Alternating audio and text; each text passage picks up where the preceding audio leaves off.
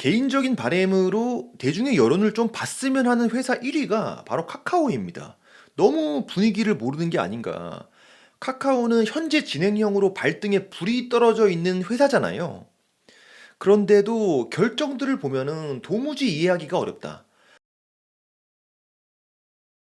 김범수 의장이 직접 주가를 부양하겠다라면서 카카오를 이 꼴로 만들어 놓은 리더들을 경질하고 인적 쇄신을 하겠다라고 말해놓고서 새로운 CTO를 임명했다라고 해서 봤는데 그 인물은 다름 아닌 또 그때 그 사람들입니다.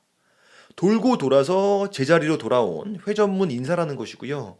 카카오뱅크 상장 직후 먹튀 논란의 중심이었던 정규돈 전 카카오뱅크 CTO가 카카오의 CTO로 임명이 돼서 문제가 되고 있다. 전 카카오뱅크 CTO가 카카오 그룹의 CTO가 된 것이 심각한 게 김범수 의장이 본인과 친한 사람 중심으로 임원들을 구성을 한 것이 카카오가 저지른 도덕적 해이 문제의 직접적인 원인으로 지목이 된 것인데 스탁옵션 먹튀나 클레이튼 코인 먹튀 같은 무리를 일으킨 사람들 중에서 언론에 노출된 인물들만 보여주기 식으로 경질을 하고 상대적으로 덜 유명하다 뿐이지 먹튀 논란의 핵심 멤버가 또 중요한 자리를 차지하게 되었다. 카카오 같은 테크 기업에서 가장 중요한 역할이 바로 최고 기술 책임자인데 이런 CTO에 과거에 무리를 일으켰던 김범수 사람 중에 한 명을 또 임명을 했다라는 점에서 매우 안타깝고 정말로 분위기 파악을 못하고 있다라는 생각이 든다. 그래서 그런지는 모르겠지만 카카오가 지난 4분기 때 무려 어닝 서프라이즈를 기록했는데도 주가는 올라가다가 말고 9거래일 연속으로 내리막을 쳤고요. 이번에 회전문 인사로 내정된 정규돈 CTO는 카카오의 새로운 리더인 정신화 대표 내정자랑 앞으로 카카오를 리드할 예정이고 큰 기대가 되지는 않는다. 고로 유심히 모니터링을 해야만 한다. 방심하면 안 된다. 과연 주가 부양 의지가 있는 것일까? 아니면 원래 김범수 의장이 하려고 했으나 딱 걸려서 하지 못한 수건 사업을 완수하려고 하는 것일까? K큐브 홀딩스랑 브라이언 임팩트 이야기는 뒤에서 더 하도록 하겠습니다. 그리고 카카오의 악재가 될 수 있을 법한 요소가 또 하나가 보이는데 바로 홍은택 현 카카오 대표입니다. 현 대표이자 정은하가 임명된과 동시에 물러날 사람이고요. 홍은택은 폭언 사태로 유명했었고 무엇보다도 홍은택이 가장 기억에 남는 이유는 멋진 말을 했기 때문인데 지난 2023년 2월에 스탁옵션 5만 주를 받으면서 주가가 2배가 되지 않으면 스탁옵션을 행사하지 않겠다 라는 멋진 약속을 하는 동시에 스탁옵션 5만 주를 챙겼고요. 이제는 퇴사를 하게 되기 때문에 스탁옵션을 행사할지 여부에 이목이 쏠리고 있다. 과연 홍은택은 약속을 지킬 것인가? 카카오 주가를 2배로 올려놓은 후에 멋지게 스탁옵션을 행사할 것인가? 아니면 난 이제 카카오 대표가 아니라면서 바로 스탁옵션을 행사할 것인가? 홍은택 대표가 카카오 주가 2배 공약을 했을 때 그 당시 주가는 62,700원이었고 지금은 2배는커녕 오히려 계속 뒷걸음질 쳐가지고 52,900원이고요. 2배가 되지는 않지만 왠지 개인 투자들을 불안하게 만드는 이유는 이제까지 카카오 리더들이 보여준 행보 때문이겠죠. 그러나 홍은택은 다를 수 있다. 과연 홍은택은 어떤 결정을 할 것인가? 그의 선택 앞에 수많은 개인 투자들이 벌벌 떨고 있다고 합니다. 카카오 주식 5만 주가 한꺼번에 쏟아져 나올 수 있기 때문이겠죠. 수많은 우여곡절 끝에도 여전히 오너 리스크가 사라지지 않는 회사가 바로 카카오고요. 아무리 인적 쇄신을 한다고 해도 결국 김범수는 늘 카카오의 의장이기 때문에 기대가 되지 않는다. 김범수라는 리더의 민낯을 클리어하게 보여준 사례가 있는데 바로 K큐브 홀딩스라는 페이퍼 컴퍼니 사건입니다. 김범수의 야심작인 K큐브 홀딩스는 회사 직원이 전부 5명이고요. 그 구성원은 김범수의 아들과 딸, 동생, 그리고 이제 부부로 이루어진 가족 회사라고 볼 수가 있고 직원 5명의 급여는 무려 14억 원. 카카오 배당 수익으로만 연 40억 원이 주어지고 결손 기업이라는 이유로 법인세에는 한 푼도 내지 않는 게 바로 김범수의 야심작 K큐브 홀딩스라고 할 수가 있고, 이 회사는 직원이 출근하는 거를 본 사람도 없고 카카오에서 돈을 계속 이쪽으로 돈이 흘러가는 그런 미스테리 투성의 회사지만, 결론은 김범수 가족 전용 ATM기를 구축했었다라는 것이고, 다만 꼬리가 길어서 밟혀버렸다.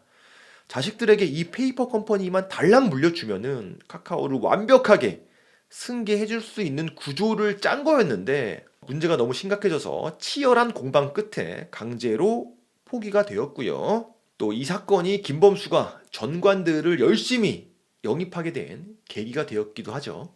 그 다음이 K큐브 홀딩스랑 매우 비슷한 김범수의 또 다른 야심작인 브라이언 임팩트라는 재단입니다. 여기서 브라이언은 김범수의 영어 이름이죠.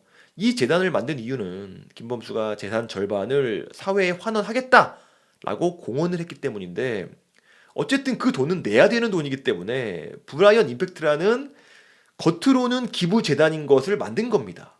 사실은 김범수의 호주머니와 다름없는 것이고 그런 의혹을 받고 있는 곳입니다. 그래서 이 재단은 더욱더 유심히 감시를 해야만 한다. 정말 김범수가 재산 절반을 기부할 거라고 생각하는 사람은 없겠지만, 김범수는 그 말을 뱉었기 때문에 대중이 열심히 감시를 해서 진짜로 기부를 할 수밖에 없도록 이끌어 가야겠죠. 카카오는 윗물의 사정이 이러하다 보니까 아랫물도 당연히 매우 탁한 게 카카오의 상태라고 할 수가 있고요. 원래 제일 윗사람이 불법에 대해서 관대하면 그 아랫 사람들도 리더를 따라할 수밖에 없고, 그렇게 김범수 의장이 흐려놓은 기업 문화를 아랫 사람들 역시 다 똑같이 따라하고 있는 게 카카오의 상태라고 할 수 있겠습니다. 가장 유명한 사건은 카카오페이의 상장 후 먹튀의 주인공인 류영준이죠.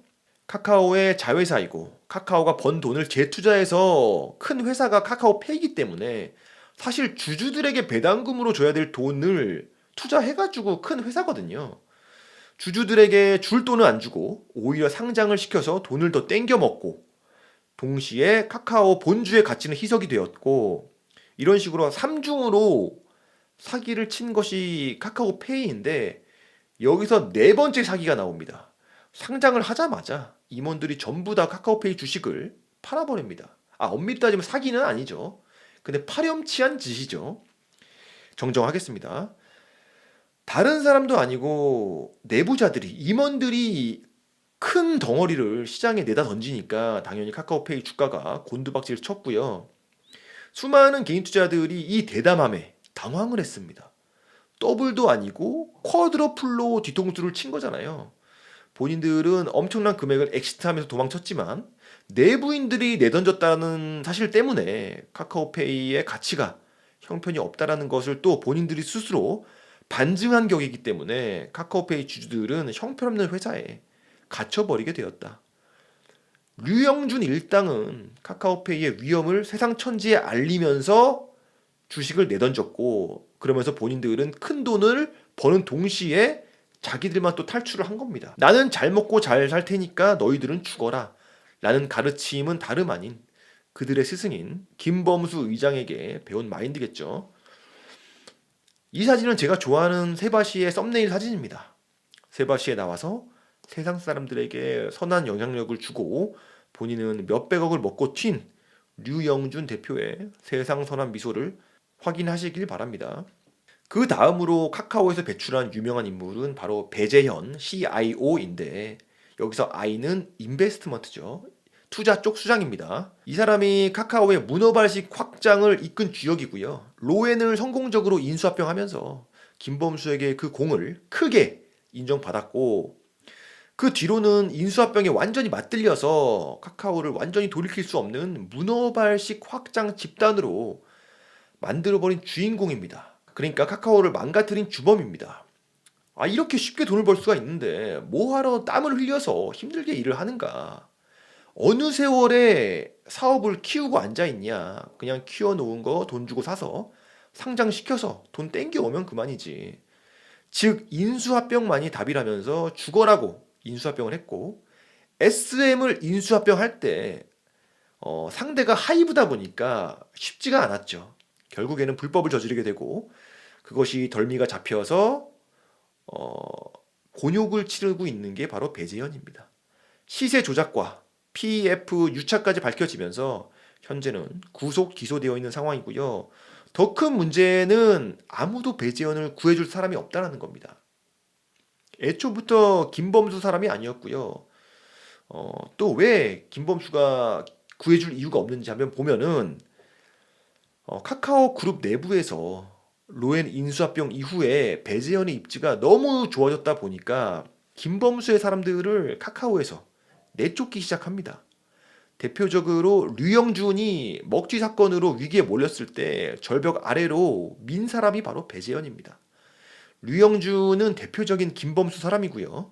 배재현이 류영준을 밀어버릴 때 김범수가 끝까지 말렸으나 막무가내로 류영준을 퇴사시킨 것이 배재현이다. 이 사건 하나만 봐도 이미 카카오는 주종이 바뀐 상황이란 것을 알 수가 있고, 왜 김범수가 죽어라고 자기 사람만을 지금 안 치려고 하는지 하는 이유도 배재현에게 대여받기 때문이 아닐까. 뇌피셜입니다. 카카오 엔터프라이즈의 구조 조정을 주도한 인물도 배재현이고, 그 과정에서 김범수의 사람인 백승엽을 몰아내는데, 이때도 김범수가 백승엽을 비호했고 수틀린 배재현이 김범수에게 무려 사과를 요구했다고 합니다. 백승엽을 비호한 것에 대한 사과를 요구했다고 합니다. 정말 주종이 바뀌었다고 볼 수가 있죠. 뇌피셜이지만 배재현은 카카오를 장악하려는 의도가 아니었을까. 그렇게 돈키호테처럼 날뛰던 것도 불과 2달 만에 SM-빨 구속 수사가 시작이 되면서 2달 만에 배재현 천하는 막을 내리게 된다. 배재현이 투자통으로 승승장구했지만 실상은 인수합병으로 재미 본 거는 달랑 로엔 하나뿐이고, 오히려 카카오 그룹 전체를 문어발식 확장 회사로 위기에 몰아넣은 장본인이라고 할 수 있다. 김범수는 과연 배재현에게 구원의 손길을 내밀까? 당연히 내밀지 않을 거라고 생각하고요. 근데 왠지 류영준은 다시 복귀할 것 같은 그런 생각은 든다. 배재현의 폐허이자 투자 쪽으로 쌍두마차인 인물이 바로 김기홍이라는 인물인데, 이 사람은 재밌습니다. 법인카드로 게임 아이템 1억 원어치를 결제했다가 딱 걸린 사람이고요. 카카오의 내부 기강을 너무나도 적나라하게 드러내준 사람입니다. 이런 사람이 카카오의 CFO였고 CIO 배재현이랑 투톱으로 카카오의 문어발식 확장을 이끌고 있었다. 게임 아이템 1억 원어치를 법인카드로 긁었다가 걸린 김기홍 카카오 CFO. 현재는 김범수와 무리들이 탐욕에 대한 반성을 하고 있다고 합니다. 믿어도 될까? 김범수가 말했습니다. 골목 상권을 침해하는 사업에는 절대로 진출하지 않겠다라고. 연말까지 계열사 30개에서 40개를 줄이겠다고. 이때까지 카카오의 계열사가 138개였는데 지금은 계열사가 144개로 오히려 늘어났다. 오늘은 여기까지고요. 도움이 됐다면 구독과 좋아요 부탁드립니다. 감사합니다.